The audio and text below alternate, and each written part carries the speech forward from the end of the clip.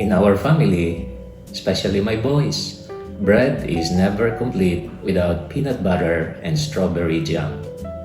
But have you ever looked at the label of store-bought peanut butter? Sometimes it contains added stabilizers, excess sugars, and oils you may not really need. Today, I'll show you how to make your own peanut butter at home using just two simple ingredients. And stay with me until the end because I'll also show you how to turn this plain peanut butter into a rich and smooth chocolate peanut butter. Yes, just like your favorite store-bought brand. Basically, peanut butter is simply roasted peanuts ground into a smooth paste.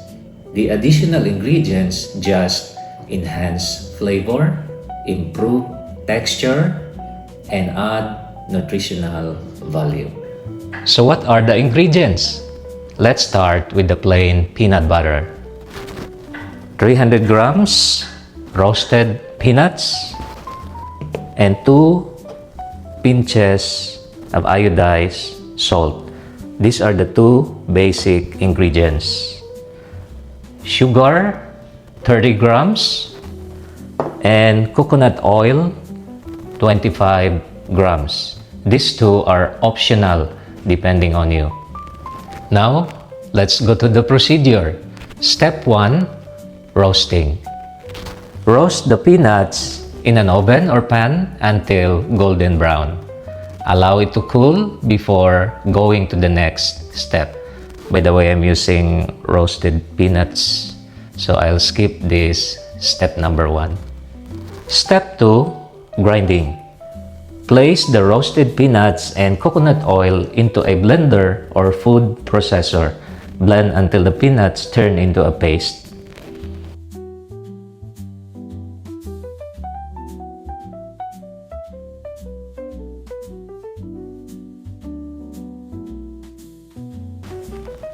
Blend.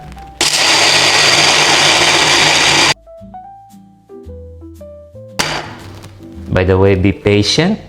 It will first look crumbly, then thick, and eventually smooth.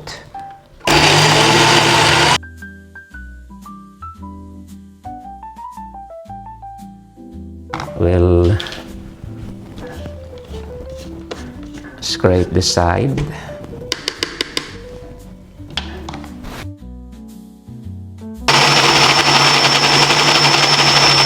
I think we can put the sugar and the salt now. Look at that, it's already a paste.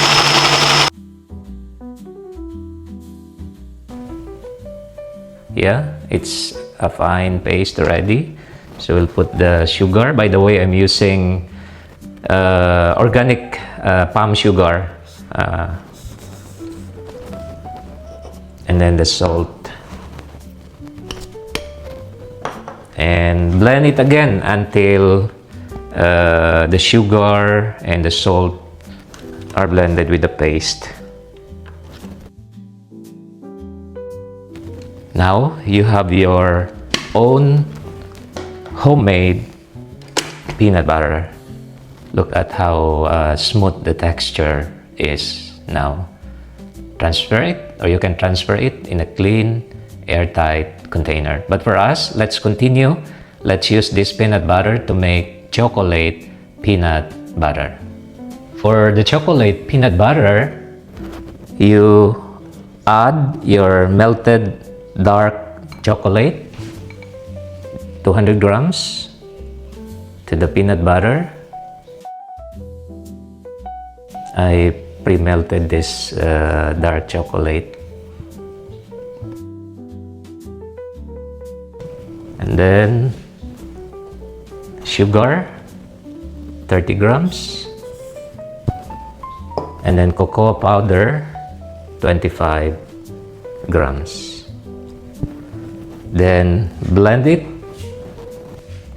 in order to mix the additional ingredients.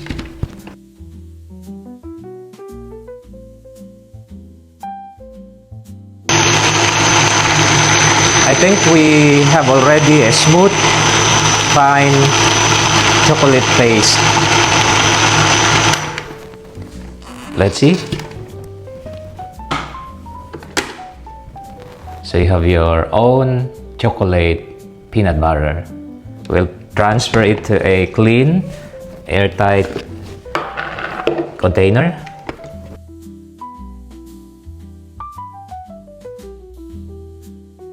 So your chocolate peanut butter is ready. You can adjust this recipe depending on your preference in terms of sweetness, creaminess, and chocolatey taste of your peanut butter and chocolate peanut butter. So that's how simple it is to make your own peanut butter. If you find this tutorial helpful, please don't forget to like and subscribe to my channel, Homemade Processed Foods. See you in my next video. Thank you and God bless.